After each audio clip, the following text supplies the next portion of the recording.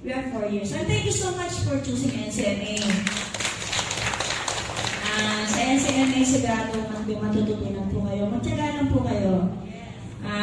Kami nagsimula rin kami sa pag-aaral lang. Nag-aaral ako sa OWA, nag-aaral ako sa PIMA, nag-aaral ako sa St. John. Then, nangarap ako na one day, I want to be an instructor. Kasi hindi tayo pwedeng makontento bilang maid, o bilang pa-extra-extra lang, o bilang housewife lang, or simple husband. Kailangan mangarap tayo ng mas mataas para sa mga mahal natin sa buhay. And being caregiver, ang napakagandang profesyon na hindi nangangailangan ng edad. This is no age limit. You can study even you are 60 years old above. And only no need degree or high school level. Just an high school graduate, pwede na mag-caregiver.